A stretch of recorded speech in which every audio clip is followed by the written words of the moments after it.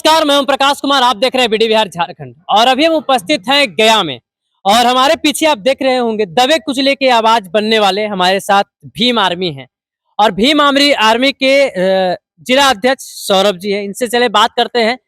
वजीरगंज विधानसभा का एक वीडियो आप कई दिनों से कई चैनल पे एक मामला सुन रहे होंगे, दिल दहला देने वाला। चलिए उस पर बात करते हैं।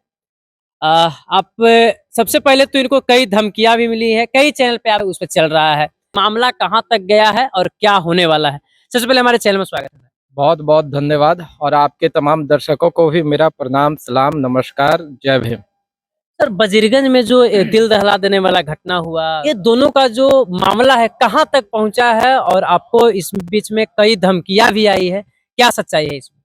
ये जो घटना है ये घटना केवल जो है ये पासवान और यादव के बीच में नहीं है जी एक पीड़िता है, दूसरा अपराधी है। जी और जैसे अपराधियों का कोई जात नहीं होता वैसे भी पीड़िता का कोई जात नहीं होता जी मेरे समझ में जो आता है।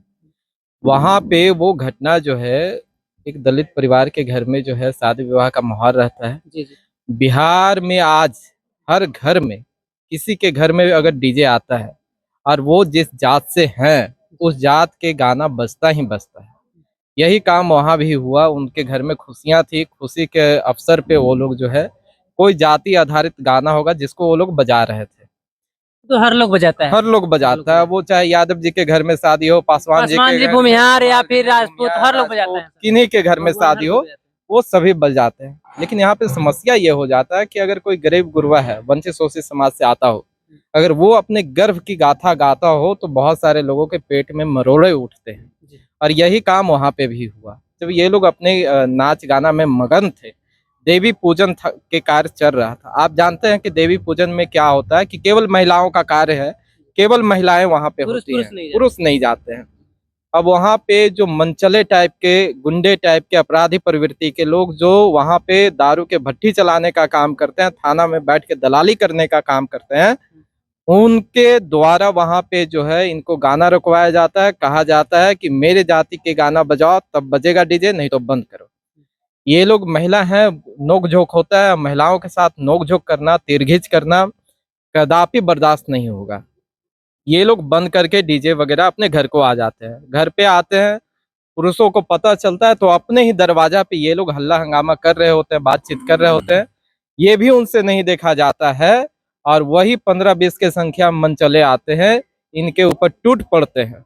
न महिला देखते हैं, न पुरुष देखते हैं, न बुजुर्ग देखते हैं, न बच्चा देखते हैं। सभी को बेरहमी से मारपीट करते हैं, जिसमें लगभग दर्जन भर लोग जख्मी रूप से, ग्रेवियस इंजरी होती है जिनको, किन्हीं के सर फटता है, किन्हीं के हाथ टूटता है, किन्हीं को पैर टूटता है। ये सभी जो है जब देखते हैं कि अब हम नहीं बच पाएंगे तो थाना को फोन करते हैं। थाना में इतना वर्चस्व है इन लोगों का, और कहा जाता है कि थाना के द्वारा गुंडा को पाला गया है वहां वजीरगंज थाना में, या गुंडा के द्वारा थाना को पाला जा सकता है, ये आप क्लियर नहीं कर पाएंगे। थाना को फोन करने के बावजूद थाना गांव में आती है, लेकिन वही वर्चस्वधारी लोगों के द्वारा थाना को गांव के बाहर से ही घुमा दिया जाता है। थाना जो है शुद्ध तक नहीं लेने आती है इस पीड़ित परिवार से, जिसमें दर्जन भर लोग जख्मी है, जिसमें महिला जख्मी है, सर फटा हुआ सामने से, उनको देखने तक नहीं आती है। ये लोग डायल 112 को फोन करते हैं, डायल 112 आती है, जो गंभीर रूप से घायल होती है, 4-5 की जगह होती है उस गाड़ी में, उनको बैठा करके ले जाती है, बोलता है बाकी लोग आइए। थाना को भी हम सूचित करते हैं, थाना भी आएगा, आपको ले जाएगा। तब तक जो है रात्रि के लगभग 9 से 10 के बीच में समय हो गया होगा। ये लोग रास्ते में जा रहे हैं, जहां से इनका गांव है और थाना है, उस बीच में 7 से 8 किलोमीटर की दूरी है और ये पूरा सुनसान एरिया है, कोई आवागमन के जरिया नहीं है।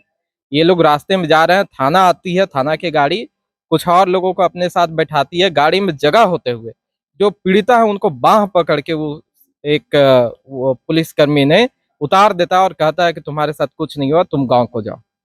उस खाली स्थान पे जहाँ पे गांव से 2 से 2.5 किलोमीटर ये लोग बाहर निकल चुके हैं, उस सुनसान रात में, आधी रात में आप एक महिला को सड़क पे उतार देते हैं उसके बच्चों के साथ, और उसका पति आनंद पासवान भी होते हैं। फिर भी ये लोग हिम्मत नहीं हारते हैं, थाना को जाने के लिए निकलते हैं। इसी बीच में जो ये अपराधी तबके के लोग हैं, उन्हीं के एक साथी आ रहे थे उसी रास्ता से, ये देखता है कि आनंद पासवान जो है परिवार को लेकर के थाना जा रहा है। ये बर्दाश्त नहीं होता है कि जो थाना हमारे कंट्रोल में रहता है, जो थाना प्रभारी हमारे टुकड़ों पे पड़ रहा है, उसके पास ये आवेदन देने जा रहा है, इसको फिर मारेंगे। ये लोग फिर वहां जाते हैं, जा करके उस परिवार को छेकने के लिए जैसे निकलते हैं, ये लोग देख लेते हैं कि वो लोग फिर से जो है मोटरसाइकिल के माध्यम से हमारे पास आ रहे हैं, तो पास में ही एक प्लांट होता है, उस प्लांट में जाकर के छिपने के लिए वहाँ के जो चौकीदार होता है उससे प्रार्थना करता है, ये लोग वहाँ जाकर के छिप भी जाते हैं। चौकीदार सहयोग भी करता है, वो अपराधी आते हैं, इधर उधर खोजबीन करते हैं, जब नहीं मिलता है तो उनको लगता है कि इसी प्लांट में होगा। जब वो लोग उस प्लांट में उस चौकीदार के साथ मारपीट करने लगते हैं, तो वो चौकीदार भी उसको ताला खोलने का काम करता है। डर गया बेचारा, क्या करे। वो लोग जब आनंद पासवान देखता है कि बाहर ताला खुल रहा है, तो बाहर जो जगह थोड़ा सा था उसमें से निकल के वो आनंद पासवान भाग गए कि भाई हमको जान मार देगा, ये बच्चा है, बीबी है, इसको क्या करेगा। लेकिन ये लोग इतना बेरहमी के हद पार कर देते हैं, इतना जो निर्मम और निर्लज्जतापूर्ण कार्य करते हैं कि उस महिला के साथ वहां पे सामूहिक दुष्कर्म करते हैं और धमकी देते हैं कि अगर तुमने कहा किसी को तो तुम्हारे पति को जान मार देंगे, और इन बच्चियों के साथ भी यही काम करेंगे। आप समझ सकते हैं कि माहौल क्या रहा होगा, मंजर क्या रहा होगा। लेकिन ये अपराधी जो है वो तो अपराध कर रहे हैं। हम यहाँ पे, हमारा सवाल यहाँ के प्रशासन से है। सर एक एक बात, जितना आप मतलब दिल दहला देने वाला कहानी आप बताएं, जितने भी दर्शक होंगे हमारे बिहार झारखंड के जो देख रहे होंगे, अभी अभी तक किसी को अरेस्टिंग हुआ है कि नहीं? नहीं, इसमें हम वही बता रहे हैं कि प्रशासन की जो लापरवाही उसे नहीं कर सकते हैं। जो अपराध है, प्रशासन भी बराबर क्या अपराधी है इस घटना में। वो पहले तो उस महिला को सड़क पर उतार के चले जाते हैं। दूसरी कार्य ये करते हैं कि इस कांड में जो मारने वाला पक्ष है उनका ही आवेदन स्वीकार कर लेते हैं और कांड संख्या 358/25 दर्ज कर लेते हैं। ये लोगों को ले जाकर के मगध मेडिकल में भर्ती कर देते हैं उसी रात में। और वो जो महिला जो यहाँ छूट गई थी, वो लोगों किसी भी प्रकार से 112 तक पहुँचती है, जो सड़क पे रहती है, वहाँ से 4 से 5 किलोमीटर मेन सड़क पे, मुख्य मार्ग पे, वहाँ पे जाती है। 112 भी गलती ये करता है कि उसको थाना न ले जा करके, उसको मेडिकल न ले जा करके, उससे उसका पता पूछ करके उसके भाई के पास जो नजदीक में रहते हैं वहां ले जाकर के छोड़ देने का काम करता है। तो रेप वाला मामला संज्ञान में आता ही नहीं है। ये फिर भी महिला, क्योंकि हालात बहुत गंभीर हो गया था, बुरी तरीका से जख्मी थी, इंटरनल बहुत सारे इसको समस्या उत्पन्न हो रहा था, तो सुबह इसके परिवार के लोग मगध मेडिकल में ले जाते हैं। मगध मेडिकल में जाता है तो सास ससुर रहता है और परिजन रहता है, ये किसी को बता नहीं पाती है। वहाँ फिजिकल असॉल्ट के नाम पे इसको मगध मेडिकल में भर्ती किया जाता है। इसी बीच जो है 9 से 10 के बीच में आनंद पासवान वहाँ जाता है मगध मेडिकल में। तब वो अपने पति को बताती है कि मेरे साथ ऐसा ऐसा घटना हुआ है। तो आनंद पासवान अपने और 2-4 परिवार को बोलता है ऐसा ऐसा घटना हुआ है। तब सब जो है दौड़ धूप करने लगता है कि इसका बयान दर्ज होना चाहिए। इस बीच में उसका कोई बयान दर्ज नहीं हुआ, किसी का नहीं, और न जो है आवेदन स्वीकार किया गया। ये लोग जाते हैं मगध मेडिकल थाना को, वहाँ बोलते हैं, वहाँ जाता है, वहाँ से एक महिला को भेजा जाता है बयान लेने के लिए। वहाँ देखता है फिजिकल असॉल्ट के नाम पे इसको एडमिट किया गया है। वो बोलता है फिजिकल असॉल्ट है, इसको हम रेप के मामला में बयान दर्ज नहीं करेंगे, आप पीसी लाइए तो हम करेंगे। ये लोग डॉक्टर के पास जाते हैं। डॉक्टर बोलता है कि भाई पहले तुम लोग बताया नहीं है, फिजिकल असॉल्ट है, इसमें हम जो है मेडिकल नहीं जाँच करेंगे। तब जो है ये लोग कहता है कि पुलिस को लेकर के आओ, पुलिस आएगा तब हम करेंगे। ये लोग वजीरगंज थाना को फोन करता है, वजीरगंज थाना रात में आती है। वो लोग आकर के ये करता है कि केवल उसके जो ससुर है, उस ससुर के बयान को आधार बना करके एफआईआर दर्ज कर देता है और कहता है कि इस महिला के बयान लेने के लिए कोई महिला अधिकारी आएगी तब बयान दर्ज होगा इनका। अब वो केवल क्योंकि उन महिला का बयान लिया नहीं गया, इसलिए इस जो है जो ससुर है उसको आधार बना करके एक नॉर्मल केस बनाने का प्रयास किया जाता है, दोनों केस बराबर करने का प्रयास किया जाता है।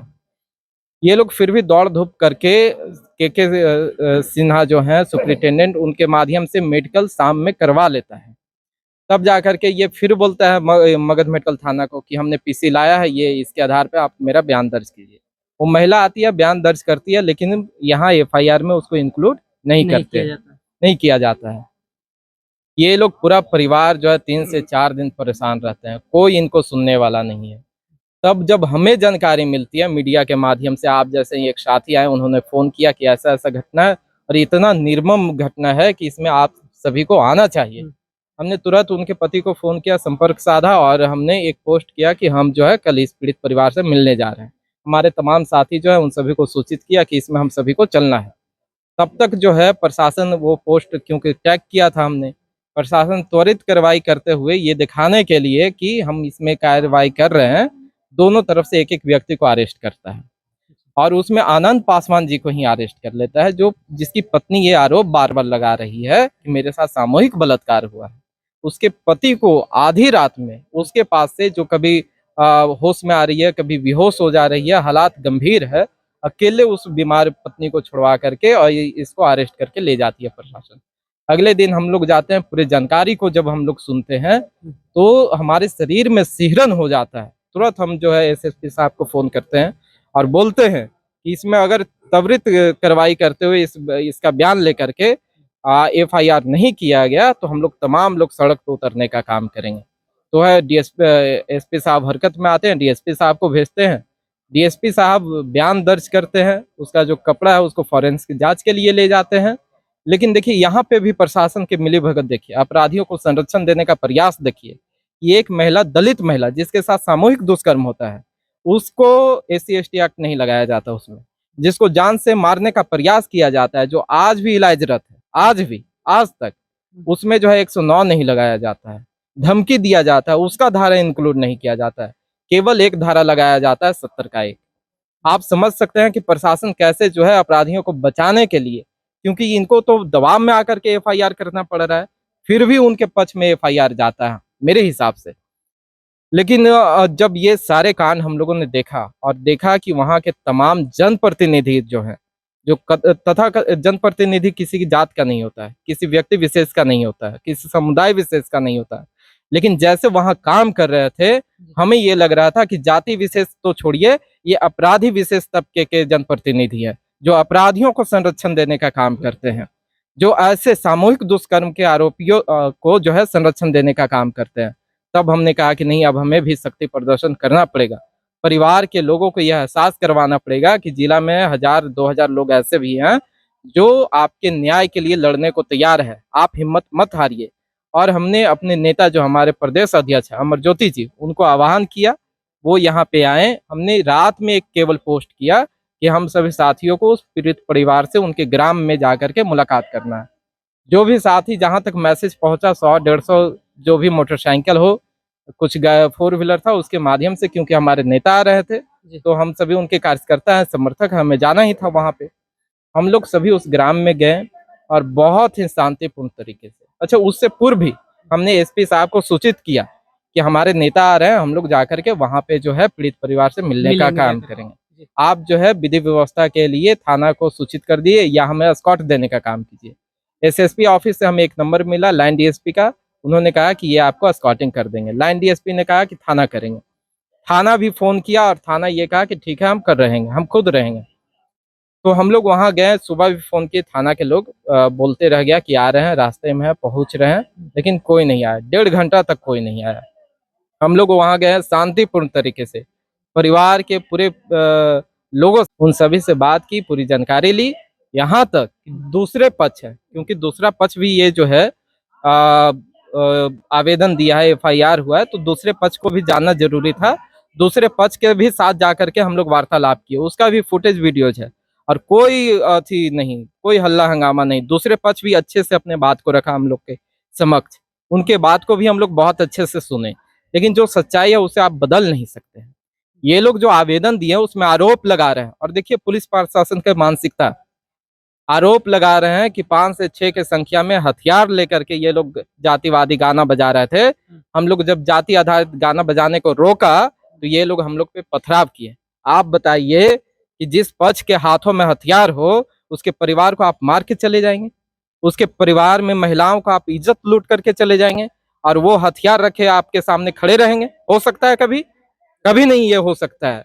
बीएनएस की धारा कहती है कि आप, कोई भी आवेदन आता है तो पहले आप उसका सत्यापन करें। बिना सत्यापन की ये लोग उसका आवेदन स्वीकार करते हैं, आवेदन के आधार पे ये लोग अरेस्टिंग कर लेते हैं पीड़िता के पति को। तो ये जो वहाँ के प्रशासन है उसके खिलाफ हमारा सवाल है और उसके खिलाफ हमारा लड़ाई है। एसएसपी साहब से भी हमने बात की तो यही किया कि अगर यहाँ के प्रशासन त्वरित कार्रवाई की होती और संज्ञान लिया होता इतना बड़ा तो मामला नहीं दुष्कर्म की घटना होती ही नहीं, इतना बड़ा मामला होता ही नहीं। लेकिन ये प्रशासन की लापरवाही नहीं, बराबर की अपराधी हैं। थाना प्रभारी को त्वरित जो है निलंबित कीजिए और उस पे बराबर के धाराओं में जो है मुकदमा दर्ज होना चाहिए। एसएसपी साहब ने जो है आश्वासन भी दिया है कि हम लोग कार्रवाई करेंगे और जिन भी अधिकारियों की इसमें मिलीभगत होगी, संलिप्तता होगी इस गलती करने में, उन सभी पे कार्रवाई होगी। और उसी भरोसे के लेकर के हम लोग आज तक जो है चुप हैं। लेकिन उनको भी हमने कहा है कि 1 हफ्ता के अंदर इन सभी अपराधियों पे कार्रवाई नहीं होगा और जो नामजद अभियुक्त है उनको अरेस्टिंग आप नहीं करते हैं और जो दूसरा एफआईआर हुआ है उसमें तमाम धाराओं को इंक्लूड नहीं करते हैं। और साथ ही क्योंकि महिला लगातार ये बोल रही है कि मेरे साथ जो बलात्कार करने वाले हैं वो 2 लोग जब हमसे कर रहे थे तब तक हम होश में थे, उसके बाद हमें नहीं पता कि और किसने क्या किया, जबकि वहां पे 5 से 6 लोग और भी थे, उनका नाम उसमें नहीं डाला गया। ये भी नहीं डाला गया कि अज्ञात और इतना लोग थे, जो महिला लगातार बयान में बोल रही है, तो उनको ये इंक्लूड नहीं किया गया। तो हम लोग सड़क पे उतरने का काम करेंगे और उसको फिर विधि व्यवस्था को देखने की जिम्मेदारी एसएसपी महोदय क्या की होना होगी। चाहिए, जो ऐसा किया उनको सजा क्या होना चाहिए? और जो संवैधानिक और कानून में प्रावधान है कि सामूहिक दुष्कर्म में या तो फांसी या तो उम्र कैद, और ये एकदम इसका होना चाहिए। इससे कम स्वीकार हमें भी नहीं है और उस पीड़ित परिवार को भी नहीं है। देखिए, आप जब तक ऐसे मामलों में कार्रवाई नहीं करेंगे, आप जब तक ऐसे मामलों में जो है इन ऐसे मानसिकता रखने वाले लोगों में आप डर पैदा नहीं करेंगे, तब तक जो है ऐसी घटनाएं होती रहेगी। इसको रोकने के लिए भी आपको ऐसे लोगों को सजा दिलवाना ही तो हम सोचे कि चलते हैं बात करने के लिए, क्या फेक है या ओरिजिनल है, तो वो भी ऑडियो आपको धमकी मिला है सही में? बिल्कुल, वो जो ऑडियो है, मेरा ऐसा मंशा नहीं था कि उसको हम वायरल करें, क्योंकि ऐसे लोगों को और बढ़ावा हम देना नहीं चाहते हैं। लेकिन ऐसे लोगों पे कार्रवाई भी होना चाहिए, इसलिए हमने एसएसपी साहब को ये ऑडियो दिया है। उन्होंने कहा है कि इस पे हम कार्रवाई करेंगे। दूसरी ये बात है कि अगर ऐसे जो जनप्रतिनिधि अपने आप को कहते हैं और साथ ही कुछ और जो वहाँ के सरपंच हैं, जो अपने आप को सामाजिक समरसता के पैरोकार कहते हैं, ये ऐसे लोगों को भी अब चिन्हित करना पड़ेगा और इनको चिन्हित करके ऐसे जनप्रतिनिधि को कभी भी सामने लाने का प्रयास नहीं होना चाहिए वहाँ के लोगों के द्वारा। ये किसी भी समाज के नहीं होंगे, ये केवल और केवल अपराधियों के होते हैं, ताकि इनका जो है व्यवस्था जो है वो चलता रहे। ये हमें धमकी देने का जो प्रयास कर रहे हैं, इनको भी हम कहना चाहते हैं कि भाई ऐसे धमकियां हमें लगातार आती है और आज भी आ रही है। ये तो जो डब्लू मुखिया हैं, इनका तो वीडियो वायरल हो गया। आज भी हमें कई फोन आते हैं जो उनके पक्ष से बात को रखते हैं और हमें ये बताने का प्रयास कर रहे हैं कि आप गलत कर रहे हैं। आप जो है वहाँ पे जा कर के हमारे लोगों को आप सजा दिलवा देंगे, हम देख लेंगे आपको। इस प्रकार के भावना उनका हमें नजर आता है। देखिए, आप लोगों को भी कहते हैं कि अगर आप पीड़िता के साथ खड़े नहीं हो सकते तो अपराधियों के साथ भी खड़े मत होइए, क्योंकि आपके बीच में हम हैं। और आपको अगर ऐसा लगता है कि अपराधियों के साथ खड़ा होकर के आप बहुत बड़े दबंग हैं, तो भाई आज यहाँ हर एक व्यक्ति अपने आप में दबंग है। ना हमसे आप कभी डरे हैं, हम आपसे न कभी डरेंगे। और आपको जब जैसे लगता है, आपको लगता है कि पुलिस प्रशासन के बियॉन्ड भी जाकर के आप हमसे मिल सकते हैं, तो आपका हमेशा स्वागत है। आप हमें जगह बताइए, समय दीजिए, आपको जहाँ लगता है कि हमें मिलना चाहिए, हम आकर के मिलेंगे। आप हमें बता रहे थे कि 200 और 500 लेकर के आओ। हम आपको कल भी बोले थे, हम आपको आज भी बोल रहे हैं, अकेले आएंगे। आपको जिनको और जितने को बुलाना है बुला लीजिएगा। अगर हम लोग गरीब वंचित शोषित समाज की लड़ने के लिए निकले हैं, तो हमें पता है कि सर पे कफन बांध के ही निकलना है, क्योंकि इनके आगे पीछे कोई नहीं होते हैं। हमें पता है कि हमारे आगे पीछे भी पैरविकार के लिए कोई नहीं आएगा, लेकिन जब निकले हैं कफन बांध करके, तो हमारे जैसे सैकड़ों हमारे साथी हैं, वो भी हमारे साथ कफन बांधे। आप कितनों को धमकाइएगा, आप कितनों को चुप कीजिएगा, करिए चुप। एक सौरभ चुप होगा, 1000 सौरभ पैदा हो जाएगा। इसलिए ऐसा काम ना करे, अपराधियों के साथ खड़ा ना हो। ये अपराधी किसी भी जात का नहीं होता है। ये आज एक व्यक्ति के साथ किया है, कल आपके घर में भी हो सकता है कि हो, और तब भी जो है कोई खड़ा नहीं होगा। तो ये भीम आर्मी वाले आपके साथ खड़े होंगे। हमारा नाम शहंशाह अख्तर खान हुआ। मैं आज़ाद समाज पार्टी जिला प्रभारी गया। सर बजीगंज वाले जो मामला है उसको कैसे देखते हैं? सबसे पहले पत्रकार महोदय, मैं आपको आपके चैनल के माध्यम से धन्यवाद कहना चाहूँगा। वजीरगंज में जो घटना घटी है, ये घटना जो है बहुत दुखद घटना है। देखिए, लड़ाई झगड़ा तो सब किसी के साथ होता है, हर लोग लड़ता है और हम लोग भी लड़ते हैं, घर में भी लड़ते हैं, ऐसा कुछ नहीं है। लेकिन लड़ाई के अलावा एक घटना ऐसी है जो मैं बता नहीं सकता हूँ। मैं उस पीड़िता से मिला हूँ और मैंने उसके दर्द को महसूस किया है। उस पीड़िता के साथ एक नहीं कई लोगों ने मिलकर गैंगरेप किया।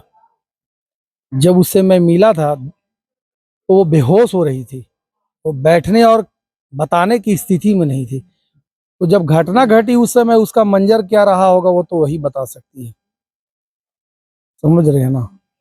और जिन लोगों ने इस घटना को अंजाम दिया, सबसे पहली चीज कि उस घटना को अंजाम देने में जो भी लोग संलिप्त हैं वो तो दोषी हैं ही, उनके साथ साथ पुलिस प्रशासन भी बराबर का भागीदार है। क्योंकि झगड़ा हुआ, लोग थाना को जा रहे हैं, थाना आया है, गाड़ी में लोगों को बैठाया है, जो इंजर्ड व्यक्ति हैं, वो महिला भी बैठी है।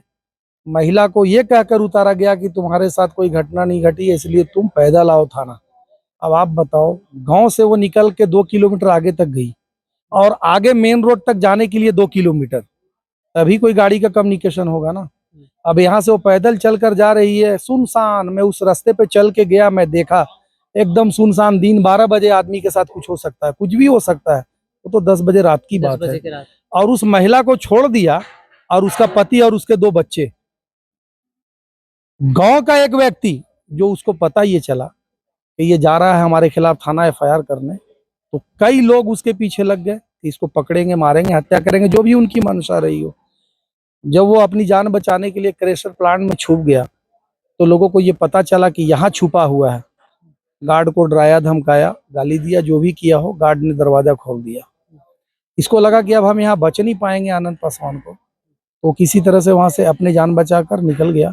और उसको लगा कि भाई ये महिला और बच्चे इनके साथ क्या होगा, उसको तो ये बात पता ही नहीं है।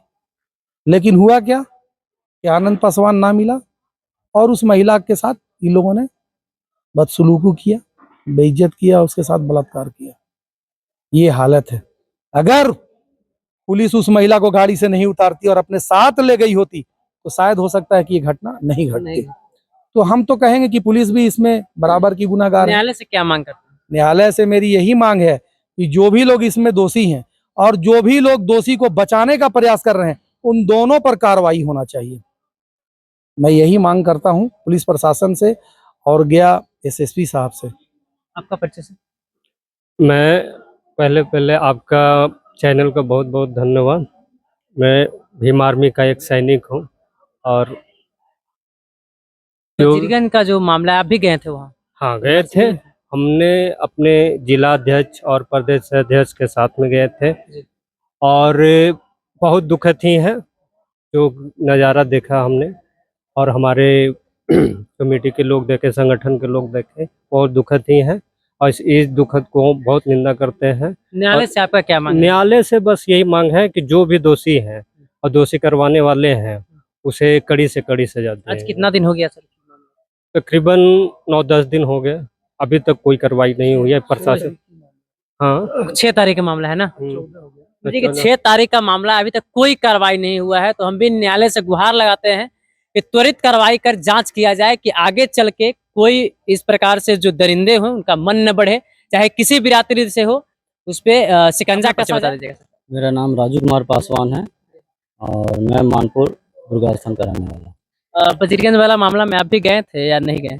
एक्चुअली उस दिन तो मैं नहीं जा पाया था, लेकिन हम बराबर रूप से भीम जानते आर्मी तो होंगे उसका बिल्कुल घटना को जान गए होंगे। जानते क्या, बहुत अच्छे तरीके से हम समझ रहे हैं बात को और हमारे साथी लोग हम बराबर हमसे संपर्क में रहे हैं, क्योंकि सौरभ भैया गए और सारा चीज़ घटना के बारे में हम लोग लगातार बातचीत कर रहे हैं। ऐसा नहीं कि उस दिन सिर्फ सभी लोग चले गए उसके बाद सब अपने अपने घर आराम से कर रहे हैं, नहीं, जो नहीं भी गए हैं वो भी बराबर रूप से हम लोग संपर्क में हैं सौरभ भैया से और ये तो आप हमेशा देखे होंगे, कोई भी ऐसा घटना होता है दबे कुचले के, तो वहाँ पे हमारे आवाज बढ़ भीम के आर्मी के एक मजबूत कड़ी के रूप में, एक आवाज़ के रूप में, जिसके एक पहल से ही प्रशासन भी सदमे में पड़ जाते हैं।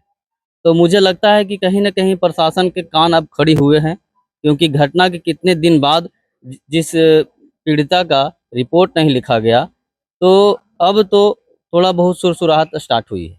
लेकिन अब जो है, जैसा कि हमेशा कहा गया है कि जब प्रशासन नहीं सुनती है, तो हमारे पास झंडा भी है और डंडा भी है। तो दोनों तरीके से हम लोग कार्रवाई करेंगे और आह्वान किया गया है कि अगर निर्धारित समय के पहले उस पे कार्रवाई नहीं की गई, दोषियों को सज़ा नहीं हुई, तो हम लोग रोड पे उतरेंगे और जब भीम आर्मी रोड पर उतरेगी, तो दोषी क्या, जो प्रशासन भी उसमें संलिप्त है, उस दोषी का भी जाँच किया जाएगा और ज़रूरत पड़े तो हम लोग सीबीआई जाँच तक भी इस मामला को ले जाएँगे। चलिए मिलते हैं नेक्स्ट वीडियो में नेक्स्ट टॉपिक के साथ, तब तक के लिए धन्यवाद, जय हिंद।